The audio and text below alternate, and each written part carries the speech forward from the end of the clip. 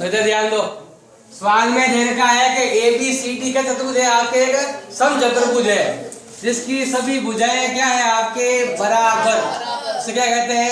समचतुर्भुज कहते हैं। इधर ध्यान दो, पहले ये दे रखा है आपके समचतुर्भुज जिसकी सभी भुजाएं आपस में क्या है आपके बराबर। ये हो गया A B C और ये हो गया आपके D। जैसे अगर मान लो ये भुजा का नाप अगर आपके x है तो ये भी क्या होगा आपके x होगा, सभी बराबर है आपके।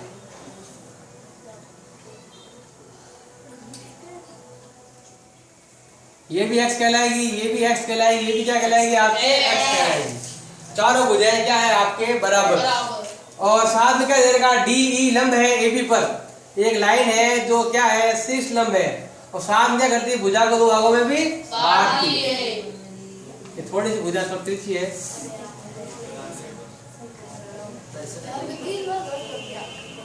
इधर ध्यान दो, पहले ये दे रखा है आपके DE, ये क्या है सामने वाले को ध्यान दो शीर्ष लंबी है और साथ में भुजा क्या कर रही है दो भागों में भी बांट रही है। मतलब ये वाली भुजा और ये वाली भुजा क्या है आपके बराबर है।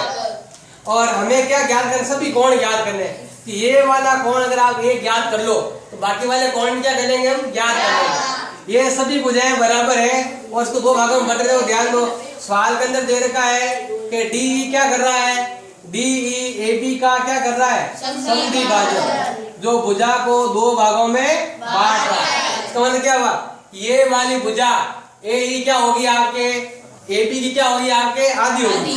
AE बराबर होगी 1/2 AB। अब अभी हमने माना था कि माना है कि भुजा का मान कितना मान लिया हमने x मान लिया, तो क्या हो जाएगा आपके AE बराबर हो जाएगा 1/2 x मान लो। अगर ये x है, ये भी x है, ये x है तो ये हो जाएगा आपके x/2 और ये भी हो जाएगा आपके x/2, दोनों आधे आधे हो जाएंगे। अब हमें बताना यहाँ वाला कोण, अगर ये कोण ज्ञात करना है तो हमें sin थीटा cos थीटा वाली सारणी से करना होगा। देखो हमारे पास ये कोण ज्ञात करना है और हमारे पास दो चीज दे रखी है। देखो ये शीर्ष तो हमारे पास है नहीं, क्या क्या दे रखा है, कर्ण दे रखा है और आधार दे रखा है। कर्ण दे रखा है और आधार, आधार और कर्ण किसमें आता है, जैसे ये दे रखी है लाल दिया ना, लंब बटा कर्ण, आधार बटा कर्ण और लंब बटा आधार, सारणी दे रखी है पीला कलर में। अब बताओ, देखो ये तो है आधार और ये है कर्ण। आधार और कर्ण किसमें आ रहा है, साइन में, कॉस में या टेन में। आधार बटा कर्ण आ रहा है आपको तो कारण कॉस में, किसमें आ रहा है कॉस थीटा का मान क्या होता है आधार बटा कर्ण। ये मान है आपके कॉस का आधार बटा कर्ण। बताओ इधर ध्यान दो, पहले कॉस का कॉस आधार कितना दे रखा है x/2, आधार कितना दे रखा है x/2 और कर्ण कितना दे रखा है आपके x दे रखा है। कैसे क्या आएगी डिवाइड में क्या होगा, ध्यान दो x/2 इंटू x। अब देखो x का भाग x में गया आपके एक बार, तो कितना आया 1/2।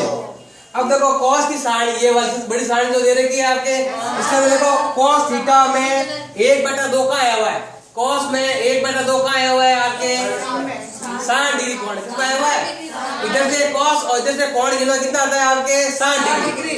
तो ये जो मान है 1/2 ये मान किसका है, जो cos थीटा दे रखा है ये 1/2 कहाँ आ रहा है, cos 60 में आ रहा है। कहाँ आ रहा है आपके cos 60 में आ रहा है। देखो ध्यान दो, cos से cos कैंसिल, तो थीटा का मान कितना है आपके 60 डिग्री। तो ये कोण कितना आ गया आपके 60, बाकी कोण तो ज्ञात कर सकते हो। ये दोनों क्या होते हैं बराबर, तो ए का मान अगर 60 है तो कोण सी का मान भी क्या होगा 60 डिग्री। अब बी का मान कैसे ज्ञात करेंगे, ए और बी को जोड़ने पर कितना आता है, कोण नंबर ए को और कोण नंबर बी को जोड़ने पर कितना आता है 180। बंद करेंगे, ए और बी का मान कितना होता है 180 होता है। अब देखो ए का मान दे रखा है आपके 60 डिग्री और बी का मान करना है ज्ञात, ये है आपके प्लस का, इधर वैल्यू हो जाएगा आपके माइनस में। तो कोण बी का मान हो जाएगा 180 माइनस 60, तो कोण बी का हो जाएगा 120।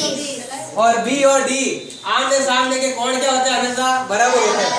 तो कोण बी का मान 120 है तो कोण डी का मान भी क्या होगा आपके 120। आपको देखो समझ नहीं आया तो ये वाली देखो, ये जो भुजा दे रखी है सवाल में दे रखा है कि डी भुजा AB का क्या कर रही है समद्विभाजन, मतलब इसको दो भागों में बांट देंगे। ये समचतुर्भुज है जिसकी चारों भुजाएं क्या है, बराबर। माना कि ये x है तो सभी भुजाएं क्या होंगी, x। तो ये भाग क्या होगा, x का आधा। अब हमारे पास इस त्रिभुज से कौन सा त्रिभुज लेंगे हम, त्रिभुज नाम है आपके ADE से। इस त्रिभुज के अंदर ये कौन सा त्रिभुज है, आपके समकोण त्रिभुज। और जब भी समकोण त्रिभुज हो तो लंब, आधार, कर्ण तीनों भुजाएं आती है। तो जो आती है तो उसके इसको आपको क्या करना, साइन कॉस वाली सारणी देखनी है कि हमारे पास कर्ण दे रखा है, आधार दे रखा है। तो कर्ण आधार किसमें होता है, कर्ण आधार होता है आपके कॉस में।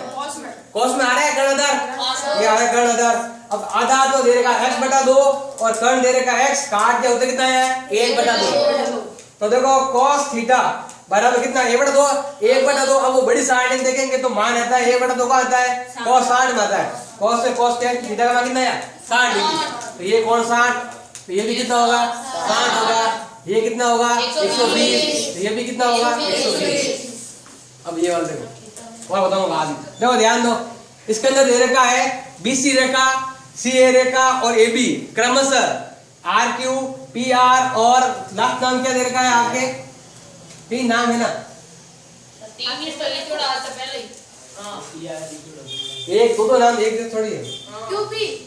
QP दे रखा है, AB समांतर है आपके QP। ये रेखा इसके क्या है, आपके समांतर। तो हमें सिद्ध करना, क्या सिद्ध करना है कि ये वाली रेखा QR की क्या होगी, आपके आधी। कौन सी रेखा, ये वाली रेखा, इसकी क्या करनी है हमें, आधी करनी है। देखो ध्यान दो, अगर इसको हम क्या बना दे, समांतर चतुर्भुज, तो ये भुजा और ये भुजा क्या हो जाएगी, बराबर। फिर हम क्या करेंगे, इस चतुर्भुज को क्या बना दो आप, समांतर चतुर्भुज, तो ये भुजा और ये भुजा क्या हो जाएगी, बराबर। फिर ये बराबर दोनों, ये हो जाएगी 2 बार, और ये भुजा डबल और ये भुजा आधी, तो हो जाएगा आपके। तो क्या करेंगे, पहले सबसे पहले लेंगे हम, देखो ये भुजा और ये भुजा क्या है आपके समांतर, तो देगा BC समांतर RQ। ये रेखा पूरी और ये रेखा पूरी क्या है, समांतर। क्या नाम है, BC समांतर क्या है, RQ। क्यों है समांतर, सवाल के अंदर क्या है आपके दिया। देखो मैंने बताया समांतर में आप नाम पूरा लिखो या आधा लिखो, कोई फर्क नहीं पड़ता। ये लाइन है, दोनों समांतर है। हम क्या करेंगे, केवल इनको ही नाम लिखेंगे, किसको, RA और BC। क्या लिखेंगे, BC समांतर है आपके RA। क्यों समांतर है, क्योंकि BC समांतर क्या है, RQ के। अब तो ये दोनों समांतर हो गई। अब आपके ये वाली भुजा और ये वाली भुजा भी क्या है, आपके समांतर है। कौन सी, ये वाली, जिस नाम दे रखा CA, क्या नाम है, CA इसको मान लेंगे समीकरण नंबर 1। अब ये वाली रेखा और ये वाली रेखा भी क्या है, समांतर। CA समांतर क्या है आपके RP।